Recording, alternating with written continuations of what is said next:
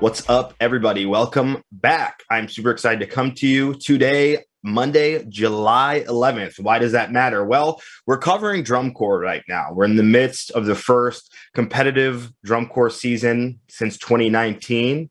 And I want to kind of take a different approach than some past episodes and look at where things are kind of happening competitively. Right now, corps are traveling in their respective sort of tour routes.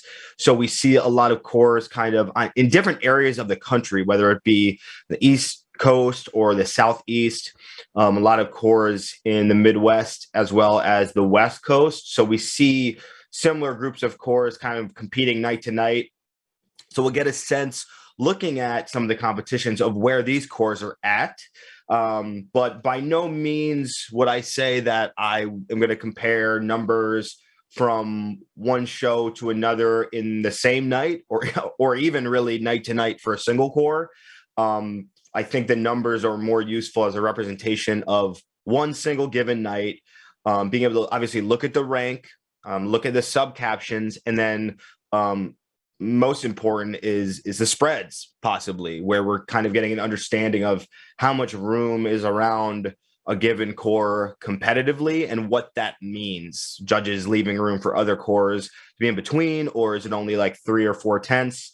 3 and under specifically, meaning things could flip at any point. So I'm going to do my best to sort of stay true to that, because I think we get trapped sort of trying to compare numbers across multiple shows or like over time, and like that's not always the most helpful because the numbers don't really progress in a linear way.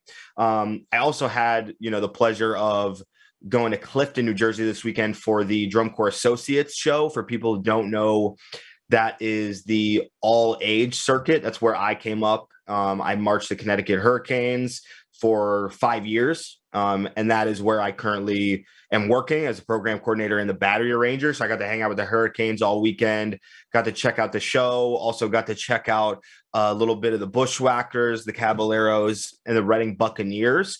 And I can definitely tell you drum corps is alive and well, even at the all age level. I think some of the corps have taken a hit with their size, certainly, but the quality of what's getting put out, I would say, is improved from 2019, which is super cool because I think people sort of look down on DCA, but I can tell you, I got my start there 100%. And a lot of people I marched with went on to not only march DCI, march WGI, but also teach an activity or design an activity. So it's a really valid place to start. And it was really cool to just check in with DCA. And I think it's been really informative to have a small hand in the pot with Drum Corps Associates, with the all age thing, because it's always running parallel to DCI, and it kind of informs each other. Because I think DCA has a lot of people that are before the DCI experience, but also there's individuals that go back when they're a little bit older that want to still participate in drum corps,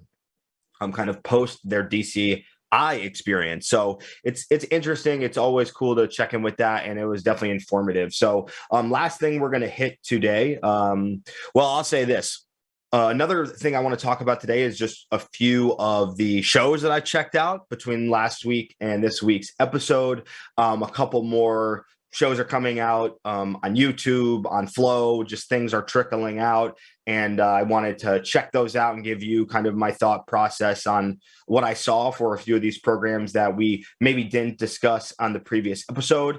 And then we're going to close things out here with Rick Subel, the artistic director of Carolina Crown, to discuss Crown season so far. So that was a really fun conversation to have with Rick. So first thing I want to do is jump into some of these recent shows from the last 3 days, starting with CrownBEAT down in Lexington, South Carolina.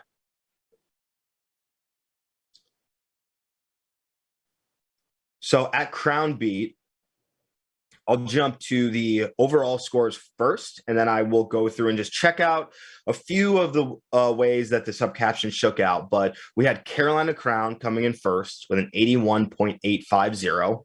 We had the Boston Crusaders coming in second place with an 80.850, so a full point. The Cadets coming in third with a 76.900. The Crossman coming in fourth with a 73.200, and the Music City Drum Corps coming in fifth with a 68.350. So that's kind of how things shook out. Crown, Boston, Cadets, Crossman, Music City, in short. So when you go down this recap, the reads and the narrative are extremely consistent.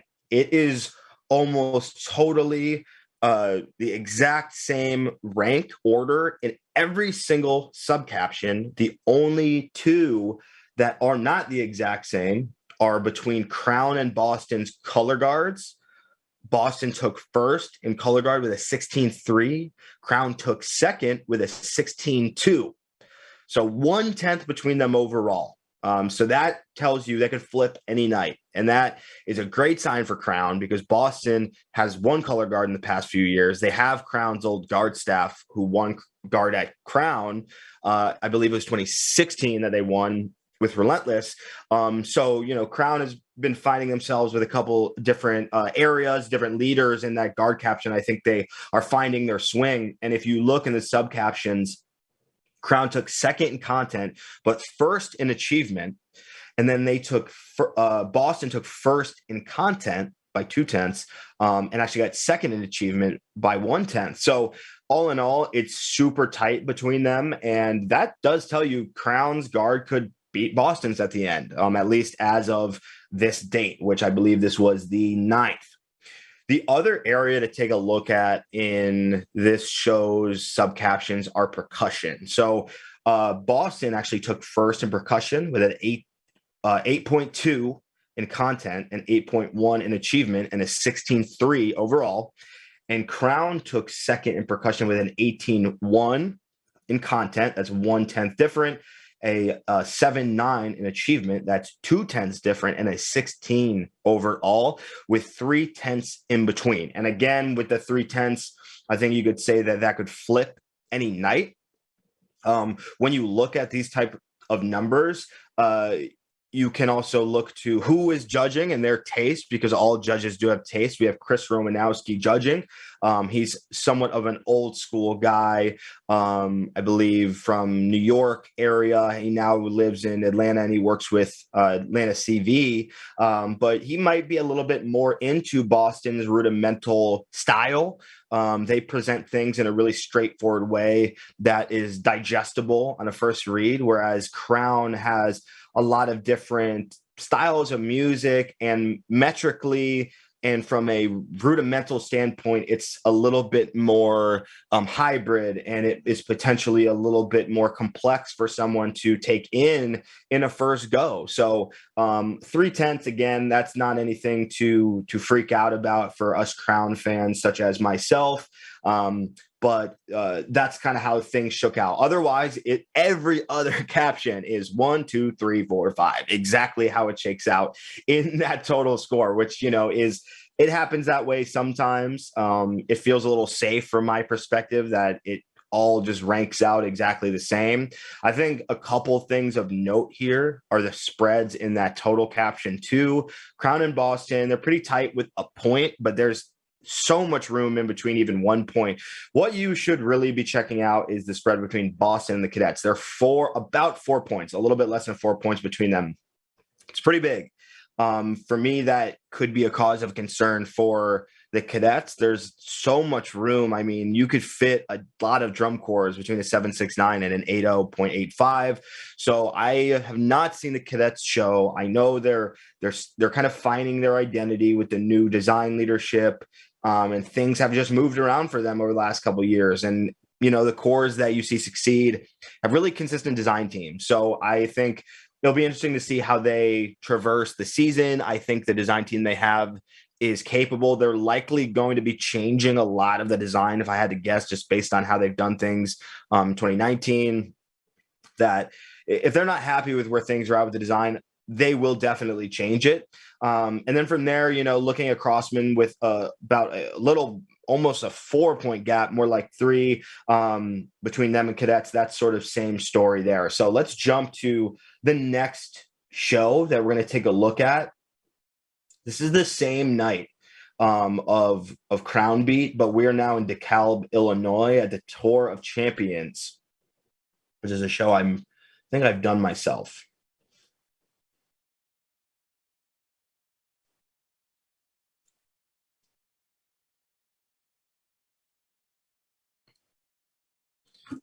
So we're going to start again with the total numbers, and then we'll jump into any of the recap stuff that's worth mentioning. In first place at this show, we've got Bluecoats with an 80.45. So they've hit that box 4. Next, we have Blue Stars with a 75.750. Then we have Phantom Regiment with a 73.60. We have the Colts with a 70.050. And then we have Madison Scouts in 5th with a 68.75. So let's go across this recap. I'm going to just check out, see if anything is wonky.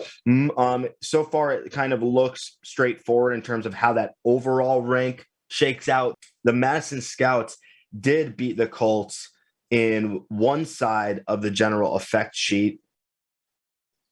We see Phantom Regiment actually received 5th in visual proficiency from B. Mascaro, and then we have Colts in 3rd in visual proficiency and Madison Scouts in 4th. So there's actually some good sub-caption sort of integrity there. Making a call, putting Phantom in last place in that show in visual proficiency. That's kind of what you like to see.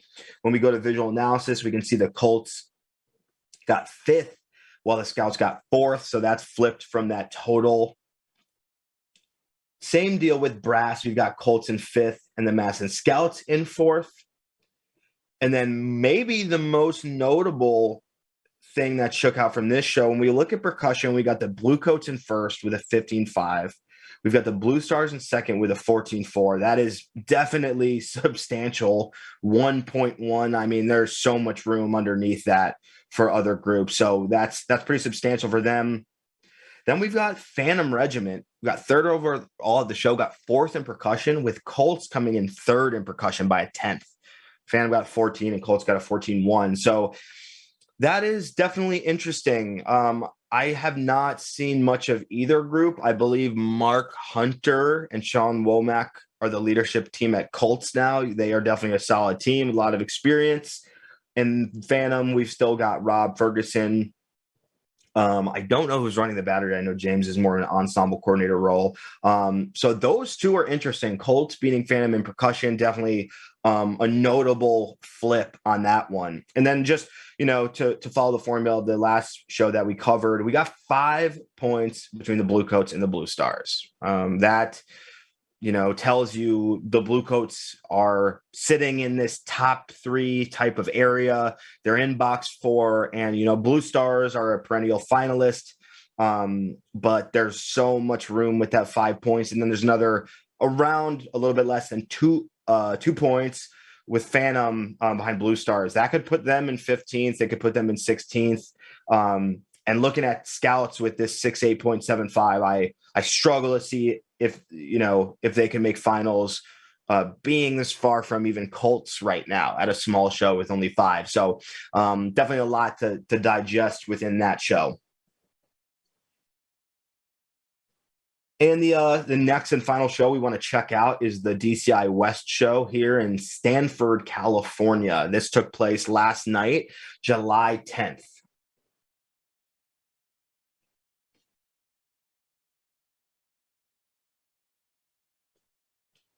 So here in first place, we got Blue Devils with an 82.5. So they are well into box 5. Again, I would not compare Bluecoats 80 with their 82. If they went head to head, that could totally flip around. But what we can say is that both groups are in box 5.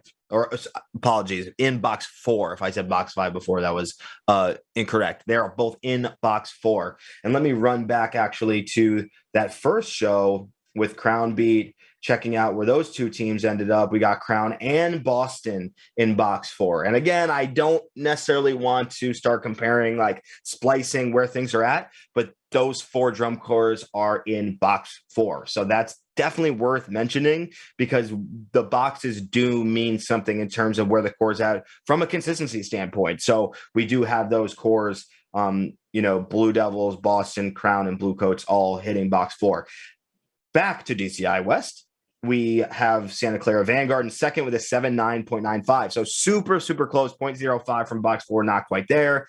Then we've got the Mandarins in third with a 76.950. And last, we've got Pacific Crest in fourth with a 63.6. So let's check out the sub caption super quick. When I look across this, it's similar to the CrownBEAT show. You're seeing 1, 2, 3, 4, 1, 2, 3, 4 across the board for every single caption except the one, you guessed it, percussion. So we've got some cool shakeups in the percussion. Like, you know, that's a good thing to see. It's healthy to see some of these sub captions being flipped around. In this instance, to no one's surprise, the Blue Devils came in second in percussion. They had 8.3 in content and 8.0 in achievement with a 16.3 overall, where Vanguard got an 8.4 in content, 1/10 higher, and 8.2 in achievement, 2/10 higher, giving them a 16.6. That's 3/10. Again, that definitely tells you it could flip, but once Vanguard, Jeff Osdemore, great dude, by the way, shout out Jeff, personal friend. He is a North Texas cat. He went there for, I believe, his undergrad, possibly his master's. Don't want to misspeak. I know he went there for his undergrad. So he, is within the sphere of Paul Rennick. He has an understanding of the idiom and the approach and style that Paul Rennick brings to the table as an arranger, whereas the Blue Devils might be a little bit different. They're stylistically about as different as it gets. So I'm not super surprised. I would have guessed that did happen, knowing that Jeff was judging. 3/10, nothing too crazy there. What I will say, looking at this total score, Vanguard overall is in trouble. And I'll talk more about this when we get to the design. But to have our getting close to 3 full points between the Vanguard and Blue Devils, that is not necessarily boding well for the Vanguard. I think right now, if you look to the total rank, they're probably sitting somewhere in 5th. Actually, I think they're exactly sitting in 5th. Again, when we start ranking these numbers nationally, it can lead us down roads where we start believing things that aren't true, because really the only way we're going to know where things are at are when these cores are competing against each other head to head. But almost 3 points. I think Vanguard is going to have a lot of work to do with what they're putting out there, just with some different facets of what they're presenting right now. So I don't want to go on a tangent with that, because I am going to cover that in a sec, but that is notable from a spread standpoint, that Vanguard is sitting with almost 3 points ahead of them with the Blue Devils. There's quite a bit of room. So that being said, let's jump into some of the shows that I've checked out between the last episode and this one. Things are leaking out, whether it be legally or illegally on YouTube. But I checked some of these programs out just to get a sense of where things are at. So we're going to start with Bluecoats.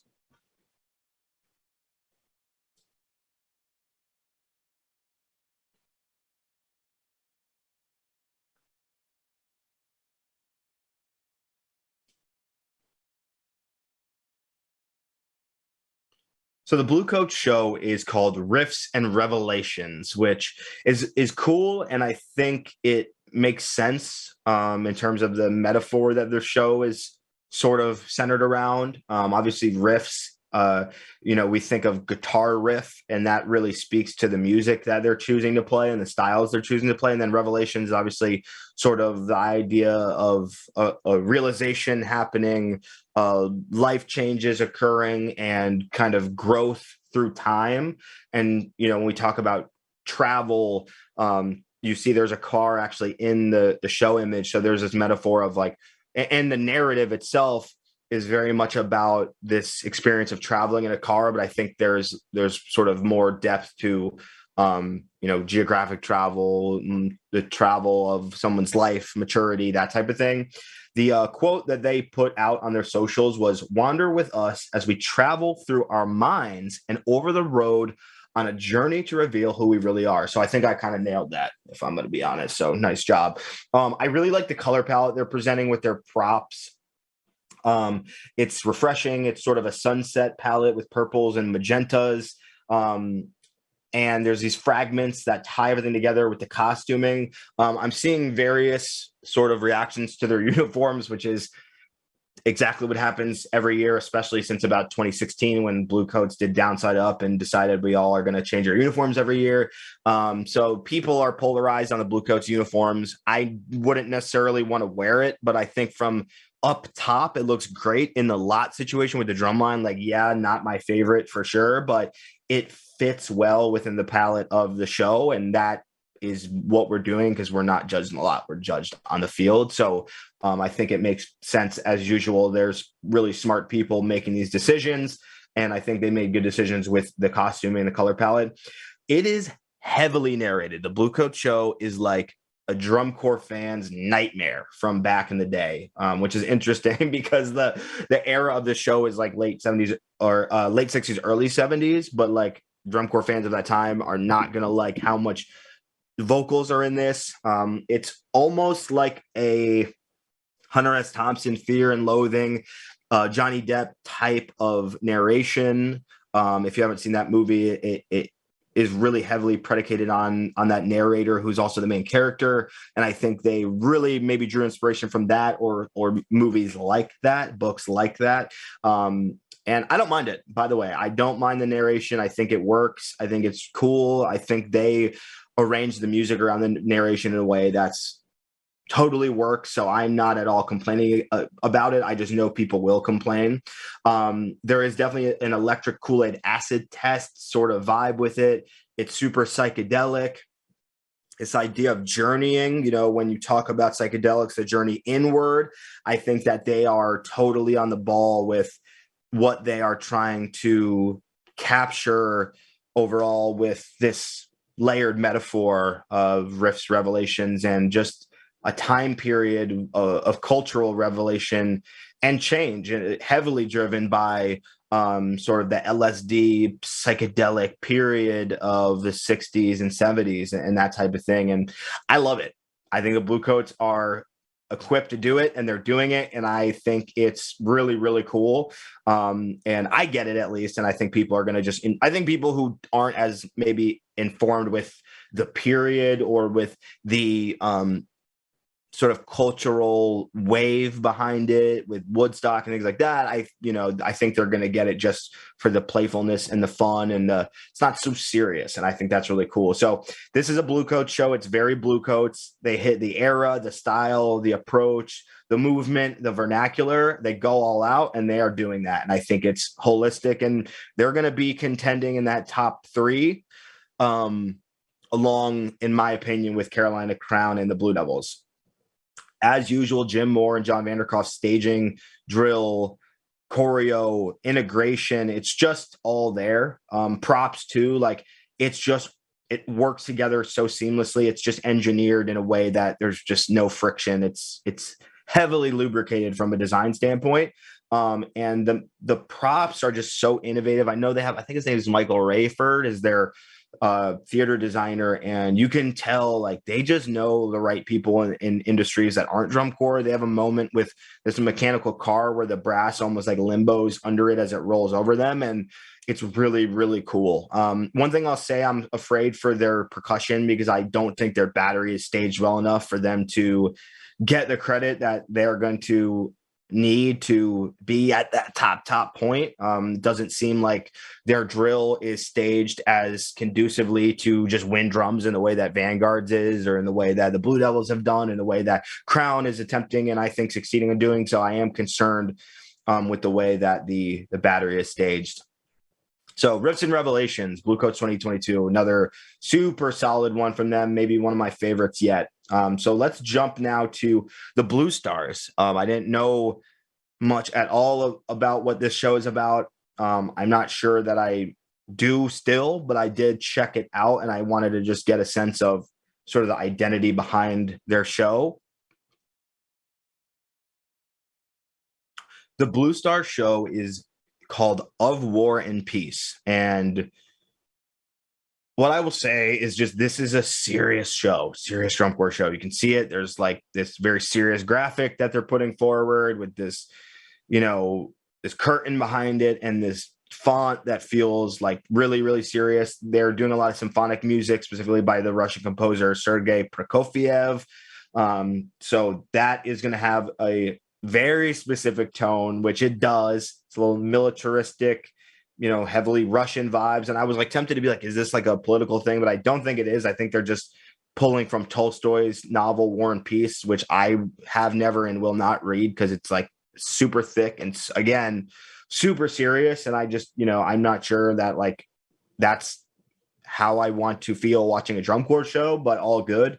Few things with the Blue Stars, like the guard, as usual with Michael Shapiro, just like plays a huge role. They're good to me. It just seems like they're the best section in the corps, and that's been the story with them over 10 years. So I think that's just like continued.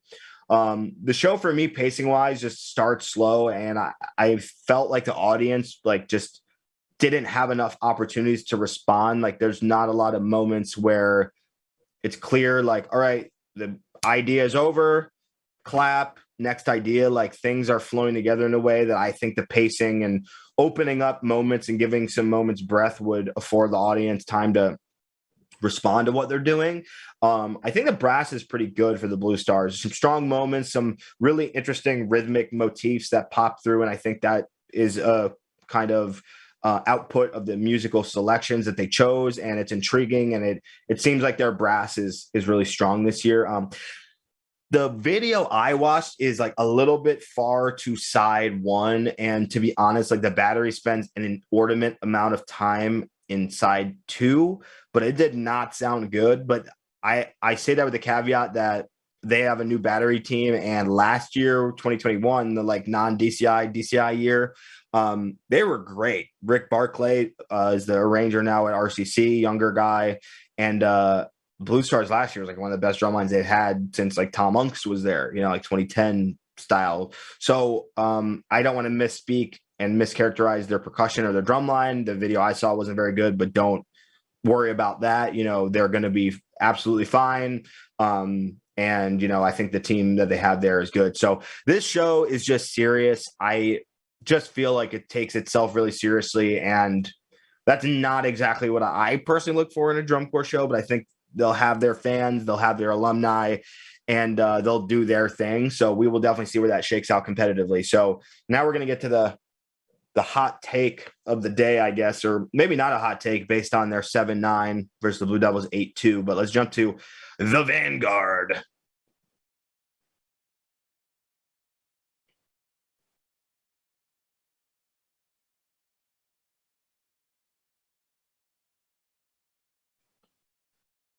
So Vanguard's show this year is called Finding Nirvana, which I feel like this graphic and the font is like clearer than the actual show on the field. Like I look at this, I'm like, I get it.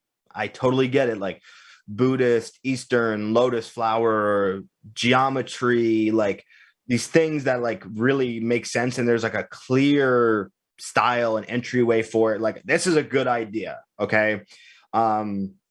So a few things about Finding Nirvana, like the staging, the choreo is amazing. Michael Gaines, Lauren Drislane, Michael Rosales, the choreo visual design team is lights out on the top level. Like I always talk about Michael Gaines, like he knows, we all know, like I love his stuff. I was lucky to march his last few years at Cavaliers. Like if I had never seen Framework, I probably would have never done drum corps. Like he's just an icon. So it's good. I think what they're doing with that, there's nothing to say bad about it.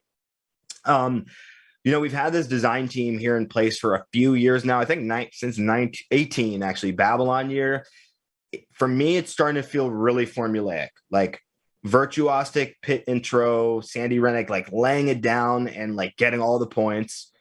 Big hit, battery segment, brass interjections or trades, battery segment, brass idea, battery segment, full, pit idea, balladesque, brass over top, battery secondary, battery segment. Like I only watched it one time, but like I feel like it's just very like them drum corps, like Paul is a music coordinator, like he is making sure the battery is playing as frequently as possible. And for them, like that is great for the percussion score.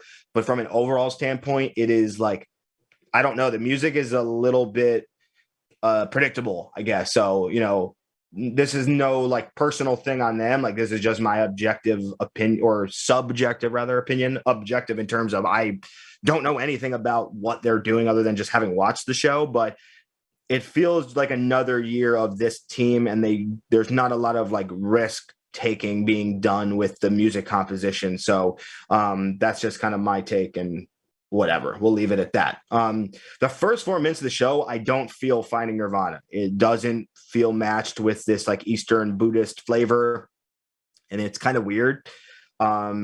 And it's just drum corps music, and their percussion plays a lot, and they'll get all the points. The brass is good. Evan Van Doren, who's a longtime Crown alum and vet and staff member, was hired to write for them and is finally doing his thing. And I think this is the best brass line they've had that I can remember. Like, it's clean, it's loud, it's powerful, quality, like it's all there. Like their brass is going to be top 3. I would argue. The brass thing this year is going to be a bloodbath because Cavaliers last year, quote unquote, they got 3rd, right? Crown brass is of course going to be in contention, but now we're talking about Vanguard coming in there. Blue Devils not going to be a huge problem. Bluecoats could definitely be in that top 4 conversation, but it's going to be interesting how it shakes out between the Vanguard, Cavaliers, and Crown brass, if you ask me. Looking at the show for Vanguard, they are visually dirty. Like their feet, the technique they're choosing to march with, it's not clean right now. They had a huge visual eruption at the beginning of this season. Their whole visual caption turned over like after the season started. And I've got to say, what was once a strength is now a massive weakness. And the arranging, the composition of their visual package is so high level, but the achievement of their drill is not there yet. So this is something they're going to have to work through, because I think ultimately it connects to my next point, which is that the core is better segmentally than it is as an ensemble. So this makes sense to me when I think about it. Like their drill and their feet and like their understanding of their visual map is not there. That's going to affect them from a timing standpoint. And they have a lot of width in their ensemble timing when they jump around, trying to trade voices around. Like it just doesn't feel like stable for extended periods of time right now. So I think this conversation about where they're at with their lower body is inevitably affecting their ability to like maintain tempo and move through time from an ensemble standpoint. Last thing I'll say about Vanguard is they played Nirvana in the show, the band, and it's really weird. Like they play Smells Like Teen Spirit in the ballad. Like I feel like they felt like it was a clever move to play this really like quintessential grunge tune as a lyrical ballad, but it's so drum corps. Like it felt almost like what any drum corps would choose to do, that wanted to put that across in a clever way. And it's weird. I don't know how the band Nirvana relates to like Eastern Buddhist Enlightenment Nirvana.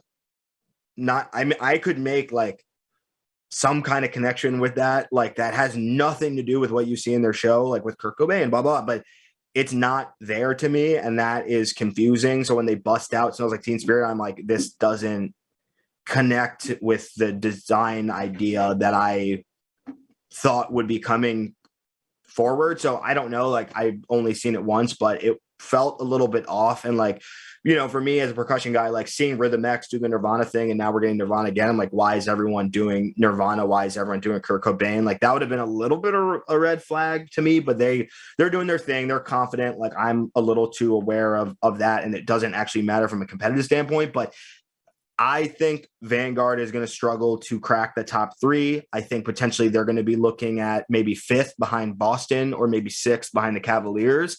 I am predicting a shakeup here with the Vanguard getting overall a lower placement. Percussion is going to be in that top 3 realm. They've been, 4 seasons straight. For me, it's formulaic, but the formula is a winning one. So it's like if the judges are going to just continue to reward that because it's so easy to judge them. They put forward everything you need to put forward to check those boxes and fulfill the requirements of the percussion caption. You know, they're going to be doing their thing. There's not going to be, any like major disruption, but they just need to move better as a core, battery included. It's evident that there's that's a hole in what they're doing. So, much love to the team. Nothing personal, but I'm sure they would agree with much of what I just said. So help me welcome Rick Subel, the artistic director of Carolina Crown, here to talk to us a little bit about what's been going on both at spring training, on the road, and just in the midst of the season. So Rick, how are things feeling from your perspective, being there for all of move-ins and now having a couple weeks on the road? What is the vibe of Crown according to Rick? Good morning, Dan. Good morning, everybody. The vibe is cool. It's very cool. It's exciting. It's joyful. It's a good team. It's a good culture. I think as much as anything else that we kind of tweaked over the pandemic time, it's the culture of how we make stuff and why we're making stuff and how we interact with each other and work together. Everything feels very team, and it's firing kind of on all cylinders of team. Everybody's all in 100%, both feet in the water, from members to staff.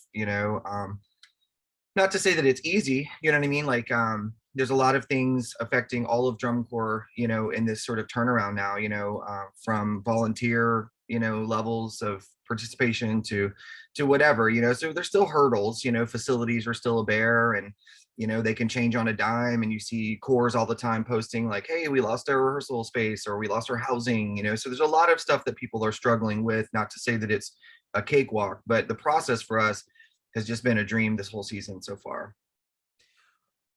When I watched the corps, I haven't been on the road that much, did some time earlier. When I watched the corps, the two things that stuck out to me, I'm a little bit more analytical with it, but the achievement that's taken place, I want to start with the visual aspect, but how that's affecting the ensemble playing is really, really special. I think watching these early shows, it's polished to a level that's really impressive. And we're not the only ones. I've seen a couple groups coming out and it's like, wow, like people have really gotten their stuff together. And that is so exciting. And then the second facet that I'm really enjoying about Crown this year is the integration. I think the drill composition and just the big vision from the top with what you and Jeff have done with the fabric and the way that kind of narrative lays out, it's really, really well planned out. So it feels like a lot of work and planning has been done on the front end that we're now seeing and kind of reaping the benefit with how that affects the members and their ability to perform in the rep. So that's been super cool. From your perspective, kind of what should people be looking for when they're at a show and they're seeing Crown? What is making this year of Crown like different for the audience, for the members? Like, how is this different than past years of Crown? Obviously you go in every season with the intention of, wanting to put something out there that is engaging and that everybody gets, air quote, they get it, and, something that was kind of special for me this year was, we built a whole show designed around audience engagement. What is that connection between the audience and the performer, and how many times can we go into that, and how many ways can we go into that, where when we roll out onto the field for our 17 minutes, people go, this feels like it was specially made for me, as a human, not just as an observer. I've been using the quote, like, we wanted to make something that didn't feel like it was being performed at you, but it was being performed with you, and it was being created in real time. So there's, as much as it is rehearsed, there's some places in the show that feel like it's being created in real time on the field by those performers, and it's all about connection, and there's so many thematic things woven together about ways to connect. But when you think about like from a performer standpoint, you think about like everybody's highlighted at some point, there's a close-up, there should be a close-up of every single performer on the stage, or everybody feels like they're kind of a large part of building that whole mix. And it's never just weighted to one aspect of drum corps. It feels comprehensive. Every section's a part of the game.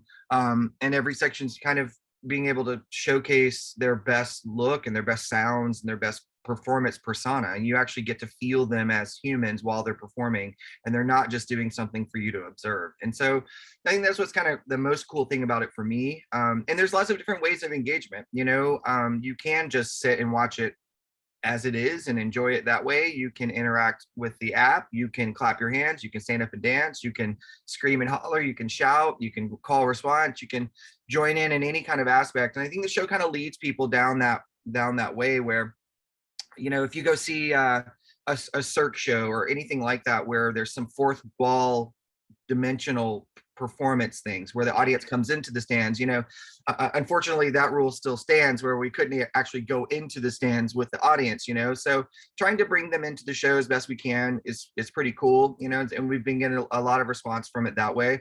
But everybody's their own person, and some people want to engage this way and some people want to engage that way, but comprehensively across the board we wanted to just make something that was constantly engaging all the time.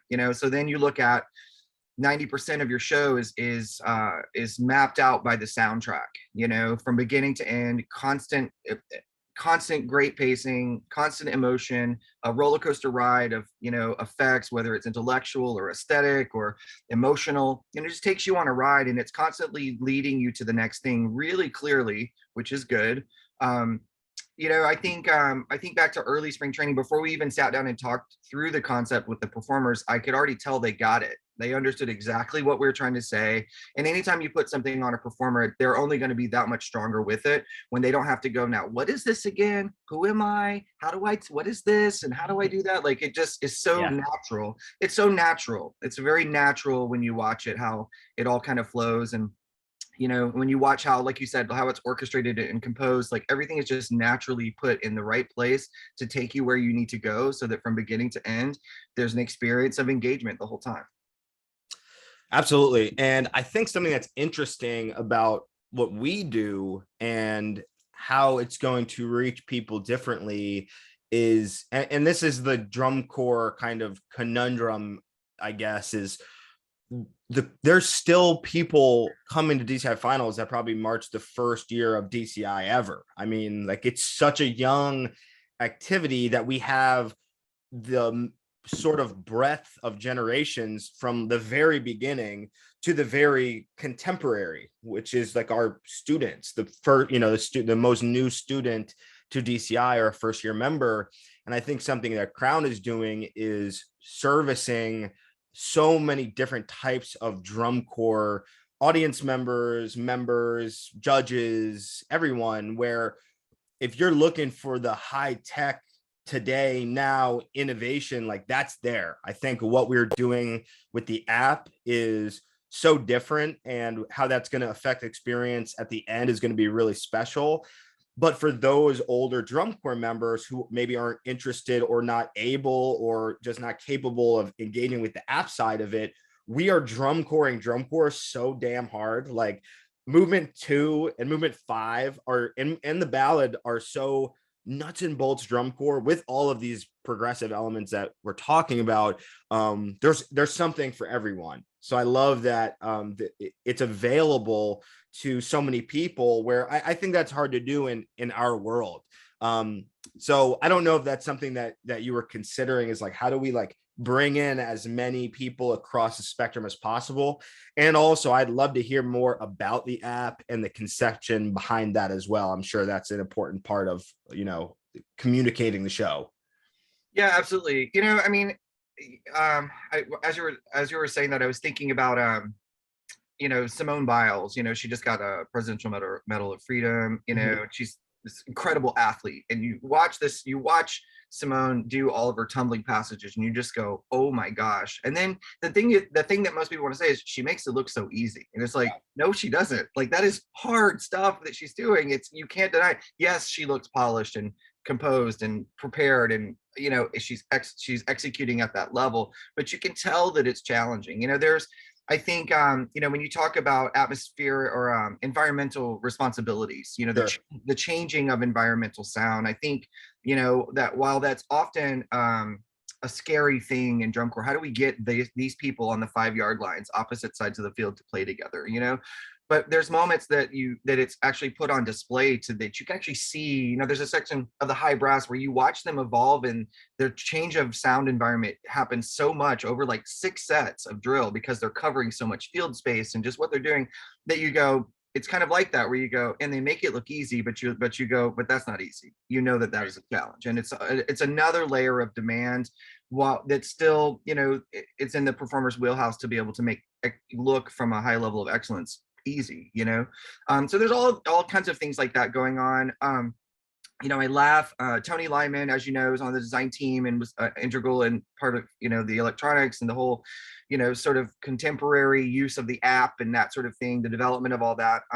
So Tony's in the stands at a show recently, opening up the app, trying to check and make sure all the triggers work and that sort of thing. And a younger viewer, a teenager is like, "Sir, do you need some help with the app? I can show you how to use it." Oh. And he just chuckled. And he's like, "Oh my gosh, that's so cute." But that kind of, I don't want to say a divide, but that level is there differently. Yeah. If I were to be honest and say, when I marched, we didn't have cell phones. One, that dates me, but it's also like, but now we do. So that's kind of cool that it's now integrated into the design of the show. People ask the question like, well, I want to, it's going to keep me from watching things. Well, obviously, when you design something like that, you purposely put it in the right places so that it is engaging when it needs to be, and it leaves you alone when you don't need to do that, and part of the larger, inspiration for it was just as a clear level of engaging the audience to say, hey, we're leaving this space for you to clap rhythmically with us in the soundtrack. We've written the soundtrack specifically for you to make sounds from the audience to feel like you're part of making this with us live, or snapping sounds, or other textural stuff visually that they can do with it as well. It started out informatively, like, here are informational spots of how to engage and interact in the show from a sound standpoint, I guess. And then obviously it becomes visual support too. There's visual support to some other things that's kind of like, oh my gosh, that's so cool how that lines up that way. There's times when the audience cell phones become part of the sound design, where sound is pushed through it, and there's a different atmospheric sound that and in addition to them making snapping sounds, there's this and there's that and there's that. So it's kind of like 3 or 4 different levels of like atmospheric creation that can happen there, that obviously the more people that participate, the better. In part 4, as there's a huge build, there's a party scene, there's this let's celebrate together humans, we're all in this space right here right now, and there's a light show and strobe lights and colors and streamers, and it's a whole spectacle that's massive and on a huge scale, that obviously, if 10,000 people were down with that and made that happen and we're dancing in the stands at DCI, that would be amazing. It'd be something that we all go, man, I was there when that happened, when everybody stood on their feet, the strobe lights were going, the streamers were happening, the drums were grooving, everybody's rocking out, and it was an experience that we all felt together. Now that happens when we go to concerts, you know what I mean? Think of your favorite band. There's obviously festival bands, there's stadium bands, you think about that and you go there. You think back to like the old Live Aid, I think it was, Freddie Mercury call responsing with the audience. People go, yeah, that's so cool how that performer engaged the audience. And I'm like, well, we can make that too in our environment. Like we don't have to just sit there and watch a show. We can get down with it while it's happening. And so that's kind of what we're doing, is to try to create something special. Talking with the performers about that at the beginning of the season, every crowd is different. That's what going out and performing in front of a live audience is like, and so it's kind of their duty to really sell it and to be authentic and genuine every single time, assessing the energy and giving the energy to the audience that they need to get them going and to respond the way that they need to. But that's kind of our hope with building all of this, that in the 17 minutes that we have on earth today to come out in front of you and do this production, we want to make something that we will both remember after this moment is done, and that's kind of the general theme of the show. We're only here, we're only promised this moment. This is what we can all create together. The joy, the surprise, the intrigue, the engagement, the fun of it all is kind of what the theme is. Totally nailed it. Drum corps is so perfect for this because you can feel the power when a horn line or when the full ensemble playing, or when the drum line like rips something really clean. Like, you're standing in front of a drum corps, like there's actual like power going through you, there's energy going through you, right? And I think we conceptualize the audience experience in the way we would, let's say, a Broadway show, because we talk about theater a lot, where it's extremely inappropriate in most theater settings to talk, engage with, the people on stage. It's very unidirectional in terms of the way that is structured. And we talk about theater a lot as sort of a parallel to what we do, especially with indoor in terms of scale. I think what we're doing at Crown, and you totally took the words out of my mouth, we're going to, drum corps could be a concert, because, and I was just thinking about this, I saw Rufus Du Sol, the Mann Center, a couple weeks ago, and their light show and their stage setup, it was just like super simple. They were just like on boxes, and then the lights were just, I mean, it was like a backdrop, and then they had like lights shooting out, and I was like, no one here cares what this is about. Everyone here is just like, and it started raining in the middle of it, and like the lasers are shooting through the rain, and it's creating like a grid of lights, and it's like I'll remember that forever, and I won't remember like, oh well, this meant this. And I think drum corps has so much become this process of like analysis or telling a story or like having to mean something all the time. And I think what we are doing at moments of our show is creating a just completely like visceral, emotional experience that doesn't require making sense of it or creating meaning around it. The meaning is like presence and connection. And your kind of example with Tony is funny, because it's like the tech like broke that generational wall down, and that's exactly kind of the message maybe of this show. And I think this corps is really equipped to do that, because if nothing else, we are such a power drum corps, like such a nuts and bolts great drum corps, and now we're infused with the technology of today. And I kind of want to ask you, and I'm sure you're not like equipped in this moment to maybe like fully process it, but like, can you ever go back? Like, do you see yourself going back from this? Or like, because I feel like how do we turn away from this? Because this is very like, to me, this is kind of a direction of the activity that is more serving to a broader audience. And I think it's really positive. So I know it's like mid-season, so you might not be there yet, but I'm tempted to ask, like, is this the direction we go? I can only speak for myself. I'm only ever speaking for my core, or at least the discussions in the circles of people that have been around. But like, whatever the model is of this whole thing, I've been doing this since I was 15 years old, and it's changed so many times in that time, not to fully date myself, but which is cool. Evolution is kind of like that. Pendulum swings happen, and it's like, it's a call response to the larger world. I think like logistically for us, and it's just like, okay, we have this giant stage, right? And how can we use it? How do we keep everything from being like between the 30s and in front of the hash? And how do we use the whole stage? And when you think of props and you think of the massive stage that we have, it's just kind of like, well, they've got to be bigger. It's got to be bigger. It's got to be bigger. Well, bigger is more expensive. Bigger is more trucks. Bigger is the students having to logistically do this every day and someone's got to push those things up a hill, whatever all of that is. We ebbed and flowed into that place where it's kind of like, okay, how is more sustainable? You know what I mean? I think back to like some of my favorite shows, like 98 Cadet Stonehenge. Like, they didn't have giant rocks on the field. I know what Stonehenge is. No one really knows what Stonehenge is, like, you get it, but the mood of it, the vibe of it, and you allowed yourself to go to a place to say, this was inspired by something, but here it is laid out as a drum corps show. Right. And I think like the more it became, well, if you say Cirque du Soleil, I better see Cirque du Soleil. And it's just like, they have $1 trillion to make their shows. We are not that thing. We're special because we're this thing. So it's like, well, how do you take a concept and lay it out into this with these tools, these tools of horns and drums and flags and rifles and green grass with yard lines and 5-0s and 4-0s, and like, what I mean? How do we do that?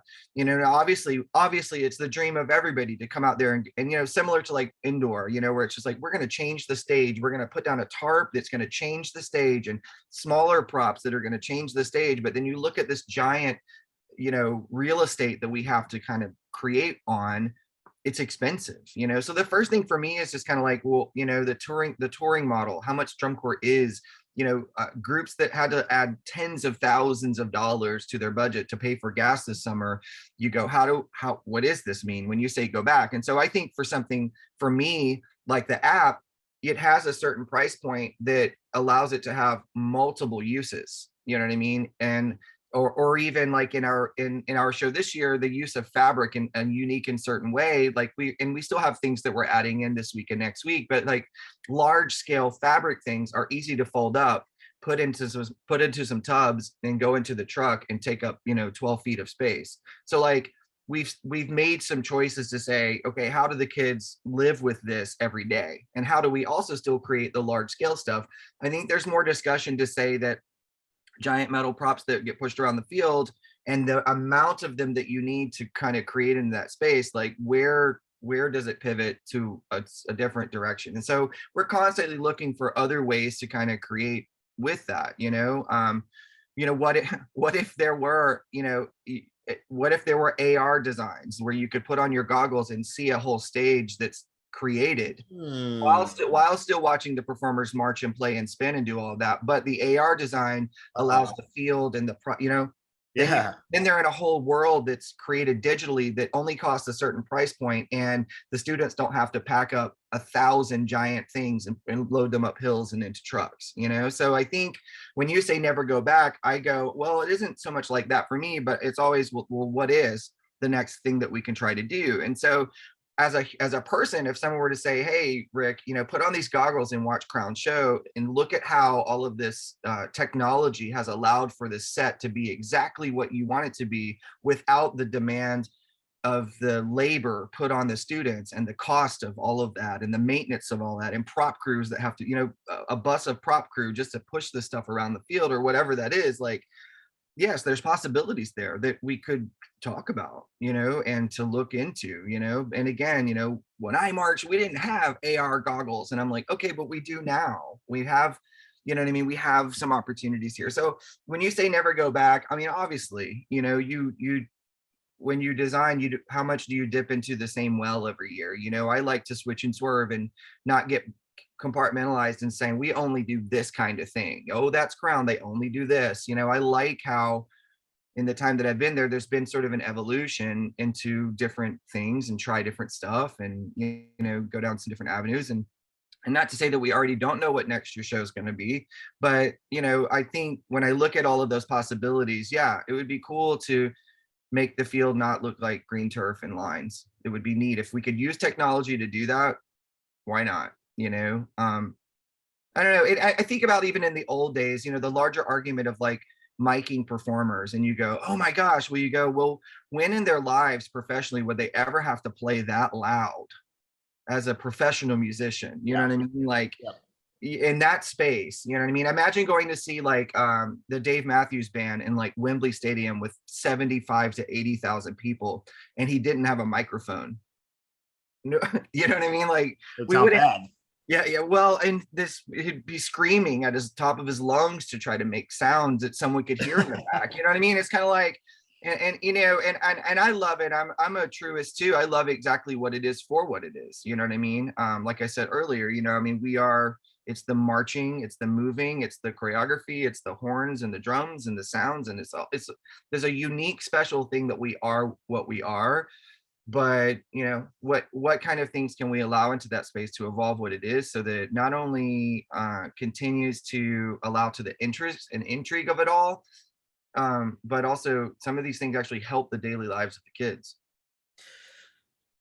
Yes, many good points made right there. And ultimately, I think we should be embracing different ways of presenting the medium of drum corps without losing the essence of it. And honestly, I watched the shows this year, and I don't think we've lost the essence of drum corps or DCI whatsoever. Because people are like, DCI isn't drum corps, whatever, like weird things like that. It's like, I am pretty sure that it is. Like, I think what the students are doing, just nuts and bolts, is so high level and so integrated, and the challenges are so multifaceted. And it's like, I don't see that as a loss of a drum corps identity. And I think ultimately, like, discussion I'm always having is like how we get more fans and more engagement. And I think creating programs that are inclusive like this, in the way that they not only nod to the audience, but make it about the audience and getting,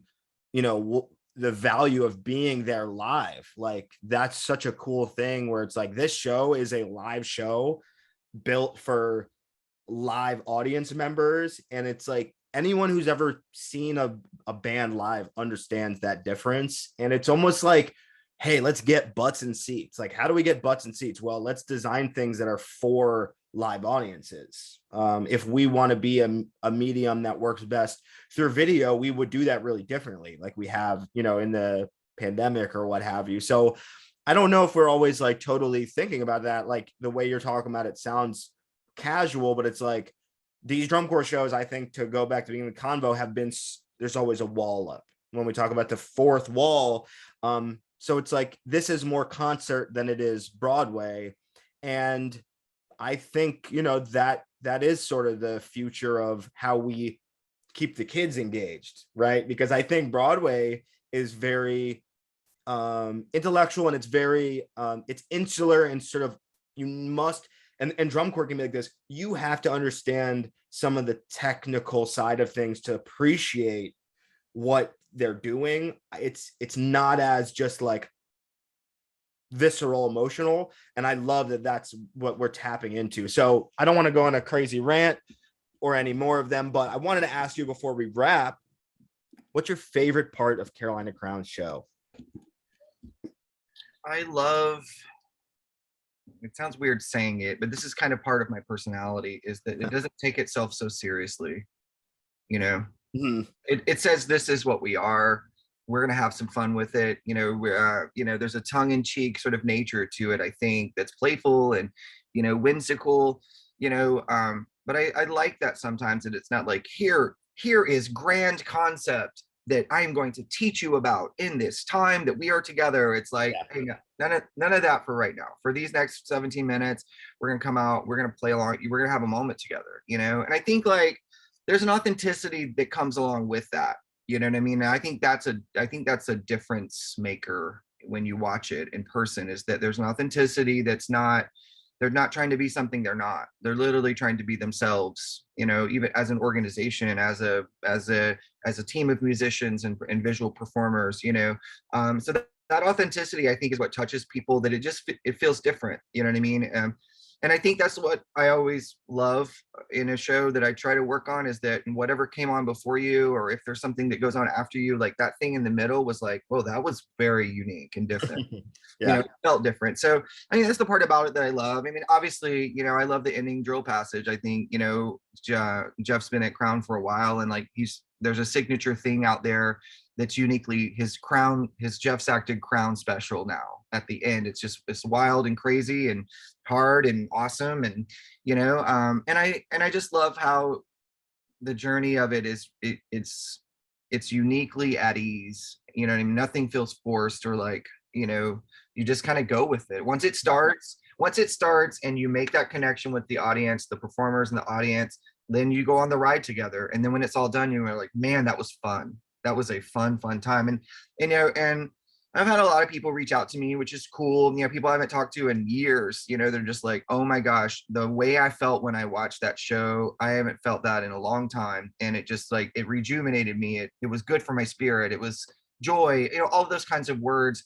That's my favorite part. I think as a performer, especially in the world that we live in, anytime that you can make a connection with another human and give them joy, give them something to go home going, man, I feel good because of that experience I had with you. I think that's the right thing to do. So those are some of my favorite parts about the summer.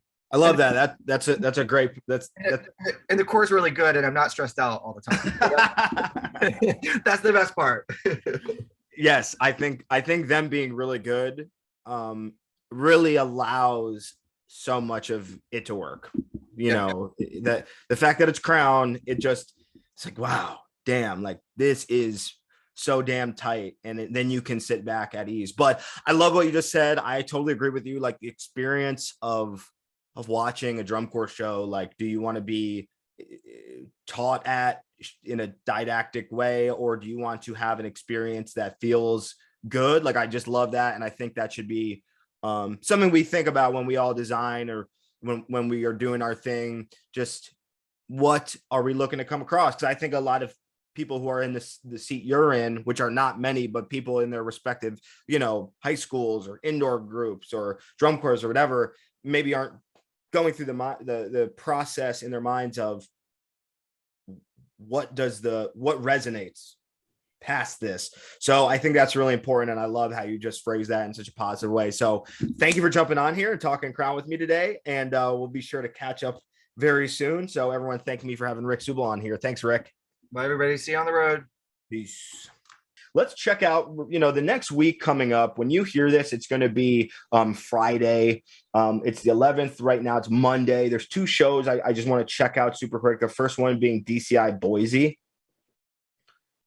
just to see kind of who is going to be head to head and who is going to be competing. There's some new people seeing each other. So with DCI Boise, the cores I'm interested in checking out are going to be the Blue Knights, the Mandarins, and Academy.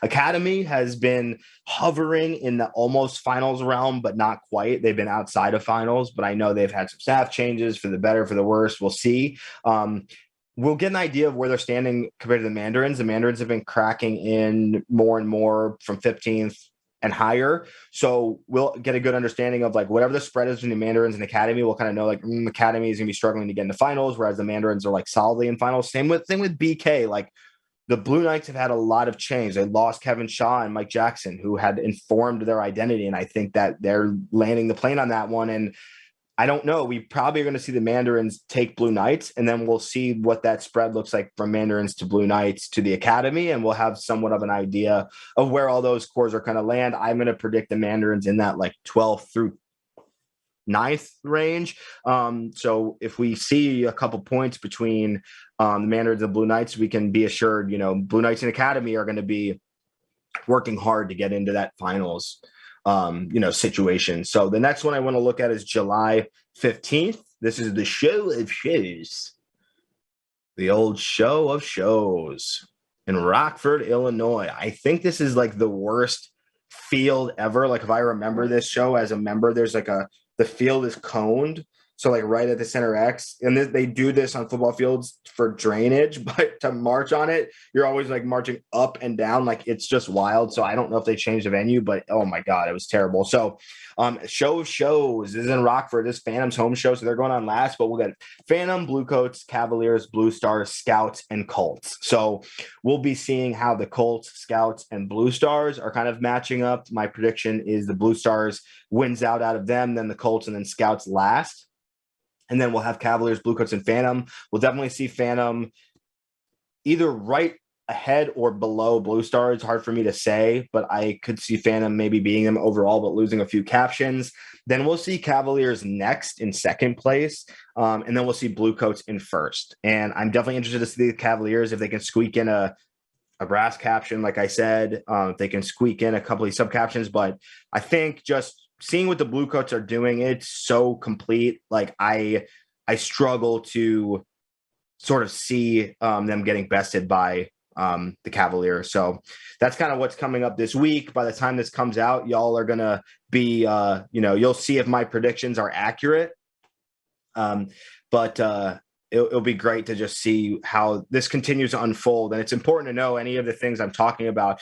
I'm sort of looking at what's here and maybe making some educated guesses on what these things mean and where they're going to go next, but I don't know. And the reality is like things are going to flip. July 11th is early in the DCI season. We got a full month left, but what I can tell you is these teams that are, solidly in box 4 or in box 4 are in a bracket.